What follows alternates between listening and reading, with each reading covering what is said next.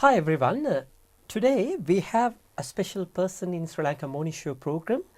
She's Karen Rubera, a young entrepreneur from Sri Lanka, and she runs her own business. And first of all, we would like to welcome Karen to Sri Lanka Morning Show program. How are you, Karen? I'm quite well, thank you. How are you? Not too bad. Karen, first of all, tell us about yourself and who you are and what inspired you to pursue the path of entrepreneurship. Sure. So, as you know, my name is Karen. Yeah. I went to school at Good Shepherd Convent, Kotehena. Mm-hmm.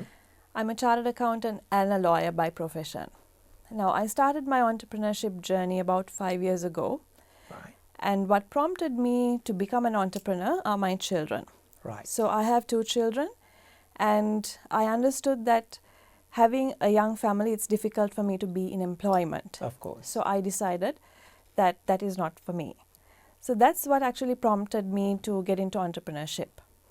And also what I realized is there are so many women who have come out of the workforce because of their children. Exactly. And I wanted to give them a platform where they can work, earn, while they're looking after their young families. Maintaining work-life balance. Exactly. So that's where my entrepreneurship journey started. Karen, can you walk us through your business and what were the challenges that you face and how you overcome them? Yeah. So as I said earlier, I'm a chartered accountant and a lawyer. So my company, we do outsourcing services and we have 3 verticals. Right. Legal outsourcing, finance outsourcing, and construction services related outsourcing. Right. So the problem that we are trying to solve is that we want to give good value to our clients at maybe a fraction of the cost. Okay? And in doing so, we are also able to elevate Sri Lankan talent onto a global platform. Right. So we serve any kind of client who wants assistance in the legal arena, finance arena, and construction related services. Yes, globally. Right. So currently, are you serving the international market? Yes. Yes. Our main client base is here in Australia, in both Sydney and Melbourne. Right. We also have clients who are based in the UK and in Canada. So for all means and purposes, we are a global company.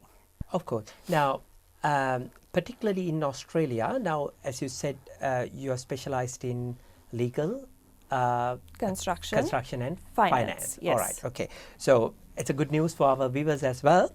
Now, along your journey, have there been any mentors or influential people who help you shape the direction or your, the business, the platform?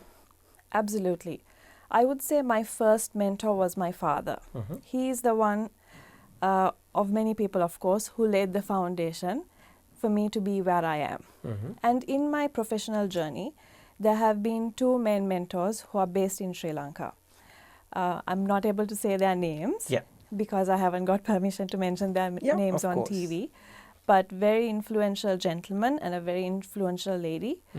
Other than that, I do find Sir Richard Branson's work extremely important to what I do. Sir Richard Branson has said, treat your employees so well and they would look after your customers. Of course. And that is what I basically do. I look after my staff so that they will look after my customers. Yes. And so far, touch wood, that strategy has worked. Yes. All right. I'm pretty sure in your journey, you may have faced a lot of challenges. And could you please share with us what were the main challenges that you faced and how you overcome them? Yes. So the first main challenge would be how we select our clients. Now, it is true that we are trying to elevate Sri Lankan talent onto a global platform, but we need to have clients who are ready to embrace the Sri Lankan talent. That's right. So it's a journey that we have to work on. Sri Lanka is a different culture. The culture in Australia, in Canada, UK, it's different. Of course. So we have to marry the cultures. That's right. So doing that also is a challenge because people may speak in English, but sometimes what we say could be taken in a wrong way. Yeah. Yes, absolutely. The accent is different. So that marrying part can be very difficult. So do you provide regular training and Yes, we development do. for your staff?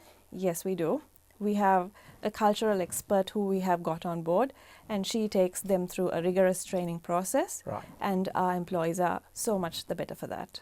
Yeah, interesting. And finally, what advice do you give to someone who want to become an entrepreneur in future? Okay. First thing is find something you are passionate about. Right. That thing should motivate you to get up in the morning. You should wake up and say, yes, I'm going to do this. Positivity. Absolutely. So that's number one. Second thing is being an entrepreneur means you're taking a risk. Of course. Okay. So you must also be ready to embrace that risk and that challenge. Higher the risk, higher the return. Of course. So if they are ready to do that, then start. Yes. Sky's the limit.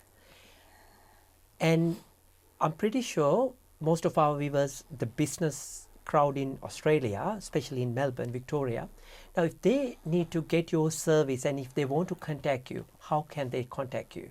So my email address is karenr@investlabbusinesssolutions.com and the website is www.investlabbusinesssolutions.com.au.